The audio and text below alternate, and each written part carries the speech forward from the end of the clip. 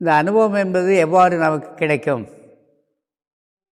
ஒருவன் ஒரு பதார்த்தத்தின் ருசியை அனுபவித்தால் அல்லது அந்த பதார்த்தத்தின் மீது இச்சை போகாது.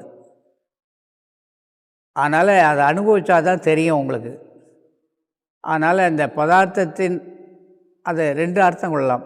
அர்த்தம், பதார்த்தம். இப்போ நமக்கு சாம்பார் தான் பிடிக்கும் அப்படின்னு சொன்னால் எங்கே போய் சாப்பிட உட்காந்தாலும் சாம்பார் இருக்கான்னு கேட்போம்.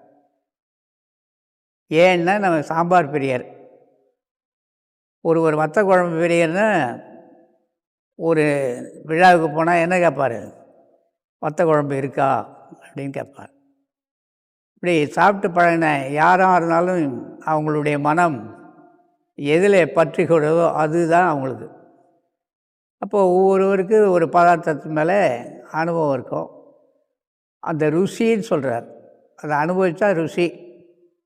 நம்முடைய மனமாகப்பட்டது இந்த உடல் எடுத்த நமக்கு ஏதாவது ஒரு பதார்த்தம் பிடிச்சி போச்சு அப்படின்னா திரும்ப திரும்ப வீட்டில் அதையே செய்ய சொல்லுவோம். புளிசோறு தான் பிடிக்குதுன்னா அதையே செய்ய சொல்லுவோம். இல்லை சைவ புலவு தான் பிடிக்குன்னா அதையே செய்ய சொல்லி சாப்பிடுவோம். அது இச்சை. அதனால் அதில் போயிட்டு அதனால் அது விரும்புது. அதுதான் இங்கே ஒரு பதார்த்தத்தின் மீது இச்சை செல்வது போல. இந்த பதார்த்தத்தின் ருசியை அனுபவித்தால் அல்லது பதார்த்தத்தின் மீது இச்சை போகாது. இப்போ யோகம் என்பதன் மீது எப்போ இச்சை போகும்? தவம் என்பதன் மீது எப்பொழுது இச்சை போகும்? ஜபம் என்பதன் மீது எப்பொழுது இஷ்டம் போகும்? நிஷ்டையிலே எப்பொழுது நம்முடைய மனம் அதை விரும்பும்?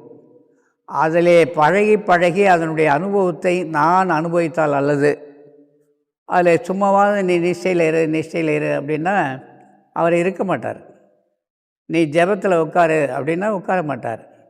எப்படியாவது ஜபத்தில் அருமையாக உட்கார பழகுவாரேனால் அந்த ஜபத்தின் மூலம் நிஷ்டை கூடி அந்த நிஷ்டையிலே அவரிடும் கட்டளைகளை இயல்பாகவே நடந்துவிடும் சில விஷயங்கள்.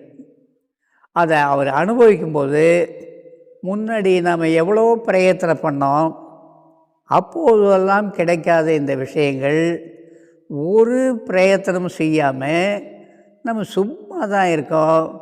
நாம் நினைத்த அது தேடி வருகிறது எவ்வாறு?